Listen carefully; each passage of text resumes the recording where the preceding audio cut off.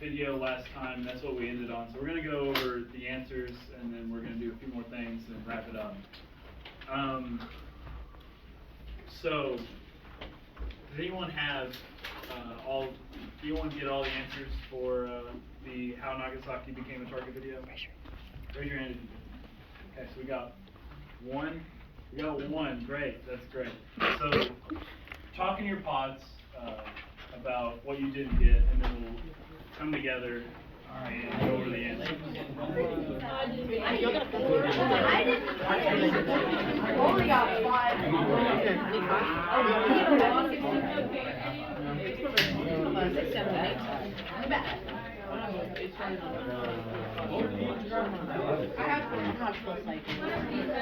It came up at like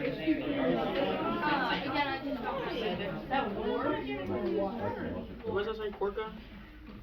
yeah,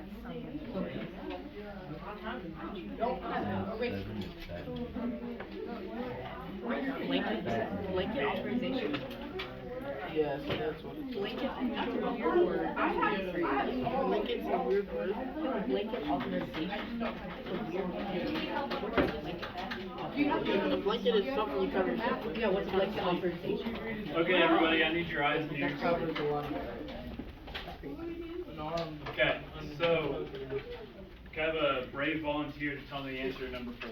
In the back. Kyoto. What? Kyoto. Kyoto, yes. Kyoto was a particularly good target because of the cultural center.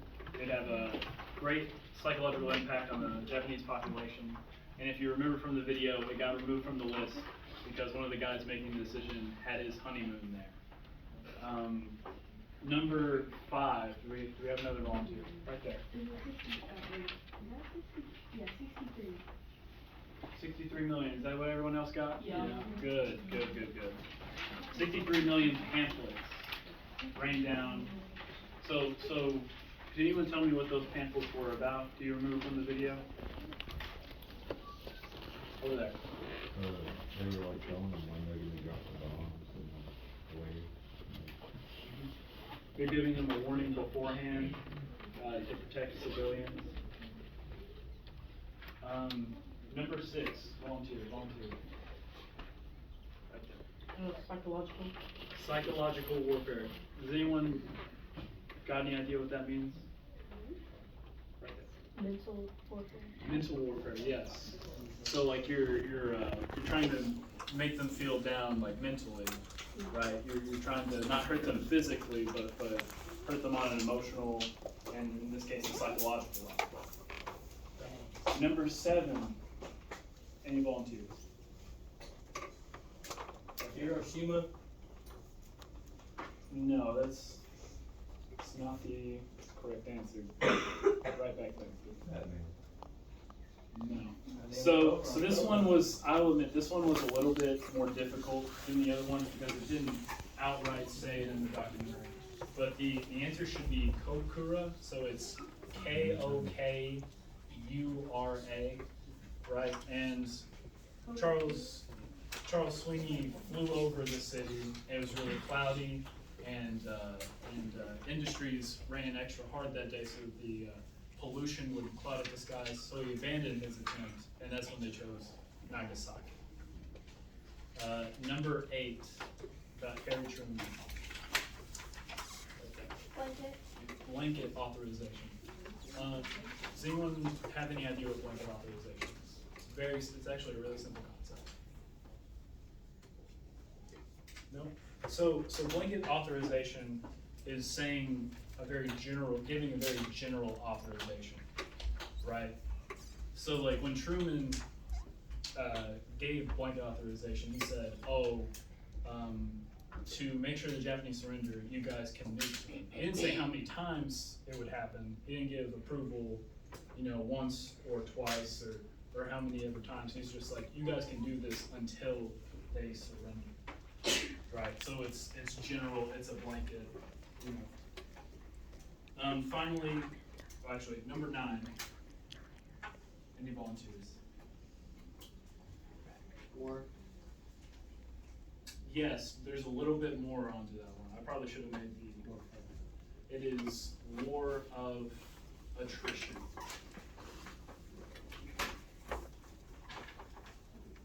A war of attrition is it's a slugfest, right? A lot of people are going to end up dying, right? And it's very casualty heavy. Casualty, what is that? Casualties, in war, casualties are people that get injured or killed or go missing in combat. So people that just can't fight.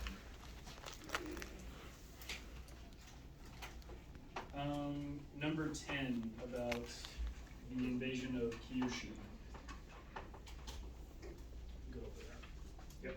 45. 45,000. 45,000. 45,000. Is that a lot of deaths, you'd say? Yep. Right, well, that kind of fighting was very common in the Pacific Theater, and that's why they wanted the Japanese to surrender, right? And that's just the invasion of Kyushu. There were estimates saying that total invasion of all of the Japanese islands would have cost 400,000 American lives. So it just makes you think about, would we sacrifice 400,000 American lives or 250,000 Japanese lives? And that kind of gets to the point of all this. Number 11, volunteer.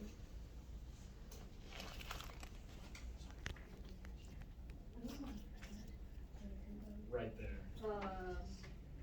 Hirohito. Yes, Hirohito. That was good. Emperor Hirohito. Japan has an emperor. They still have one now, but he doesn't have like any role. But back during World War II, he had a more significant role. So we're just gonna look at a few pictures and then number 9. It's long and damaging, and the phrase in the blank is war of attrition. It's ATTRI TION. So we're gonna, does everyone have their computer with them? Because we're gonna end up using it in a second. I just want you to get it out on your desk, keep it closed. Yes.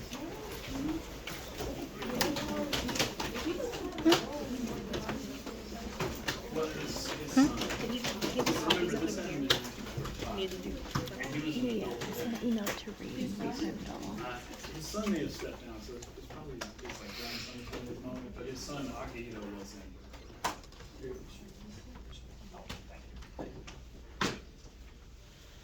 So has everyone got your sweet? Can anyone guess at what these two pictures are?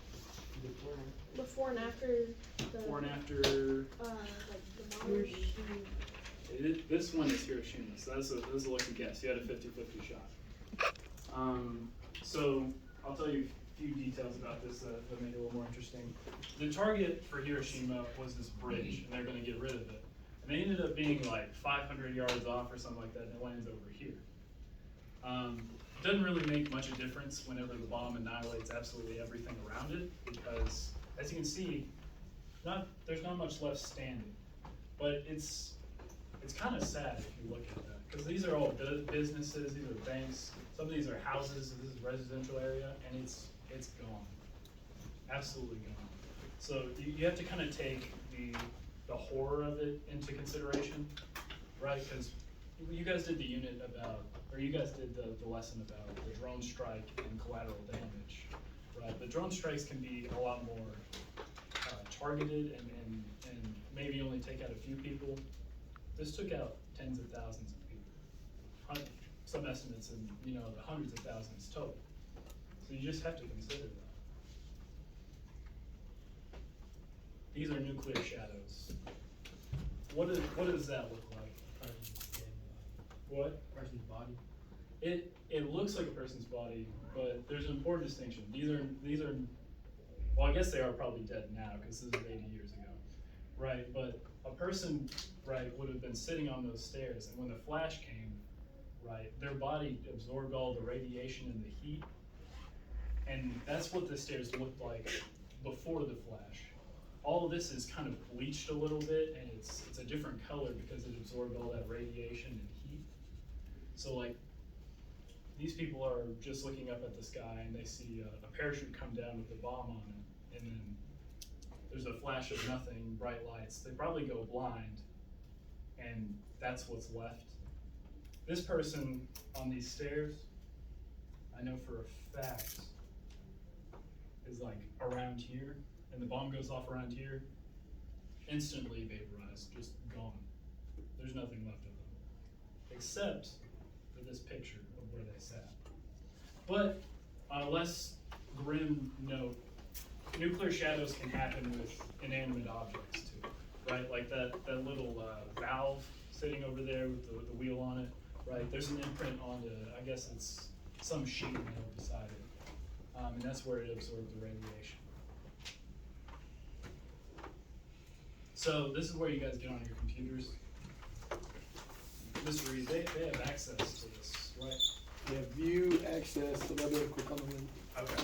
So you're gonna go to your Google Classroom and get on this ethics class for it. And on the last slide of this presentation that's been shared with you, there's a Padlet link.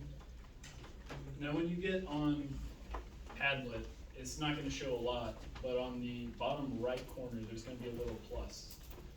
And you answer your questions with the information that we've covered both today and the other day. Kind of use evidence or some of the figures we've talked about, and ask yourself what you think about the United States' decision to drop the atomic bombs on Hiroshima and Nagasaki, and also should the U.S. apologize for having done this, or were they justified for doing this?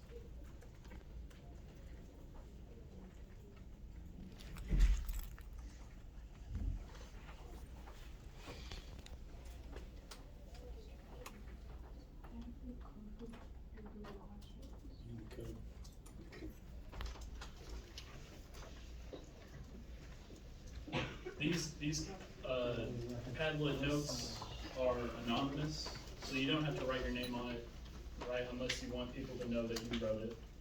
But just keep that into consideration. Q, E, X, K, S, A, V, G, E,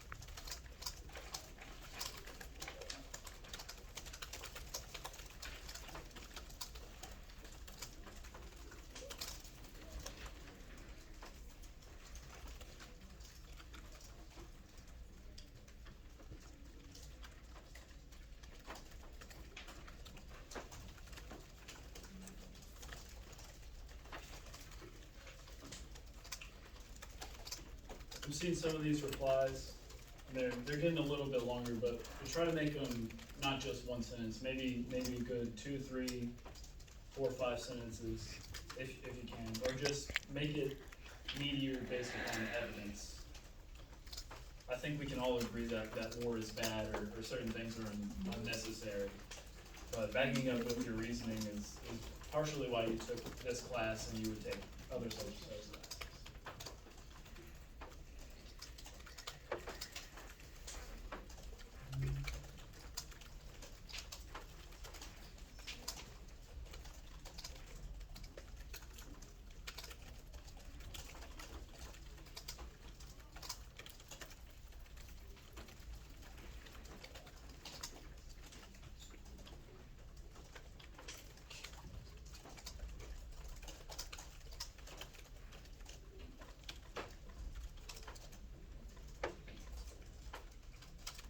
Mr. Vincent, would you agree there's not really a wrong answer? Yeah, I wouldn't say there's any wrong answer. There are historians that have studied this for the past 80 years and thousands of people that have looked at this, and none of them can necessarily agree. So we can't expect you to come up with a definitive answer whether it was right or wrong. And that's kind of the point of this ethics class, is to question things but also recognize the other side.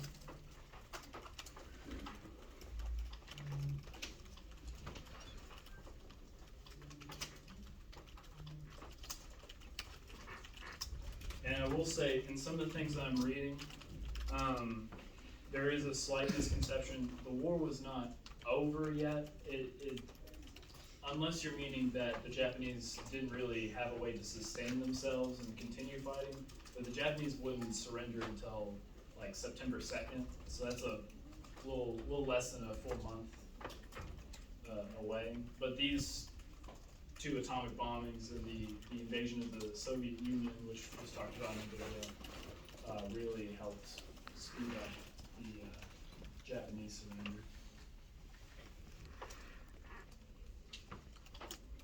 Anyone like to share these? I know this is anonymous, but if anyone thought they did a particularly good job. I think it's fine if you don't want to share. Again, this is anonymous.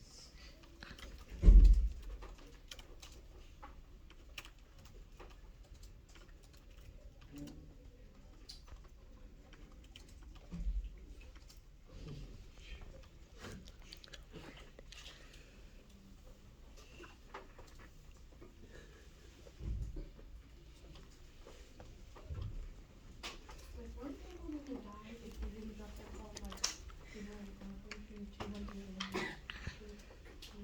something? But it depends on your estimate of what number. But yes, if we didn't drop the bombs, there's a chance that we would have had to invade their country, and a bunch of American soldiers would have had to have died.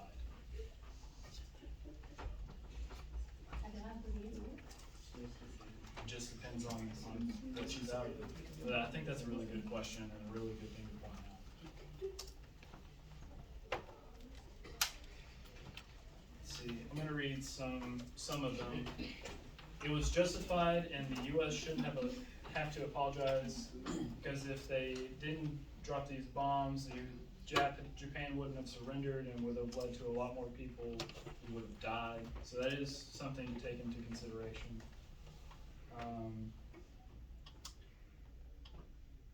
I think it was brutal. Solid reasoning, I guess. The United States was attacked by Japan, so Japan started this, right, with Pearl Harbor and a prolonged Pacific War that was very costly. And we'll do one more. I think it should have been less harsh. They wiped out an entire city and the culture that was there in less than a day. We can go back in time and think of something that was not as damaging to Japan. Apologizing would be a nice thing to do, especially if there were thousands of innocent people. I really like that one. I think it really takes into account the human cost and also the cultural cost, because nowadays in both Hiroshima and Nagasaki there are monuments to where the bombs were dropped, and there's a lot of silence around them. It's very similar if you've ever been to New York and you've been to Ground Zero. It's a very solemn, quiet place.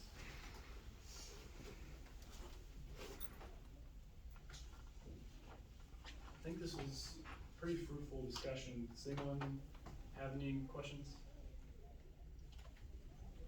All right. I think I'm all good.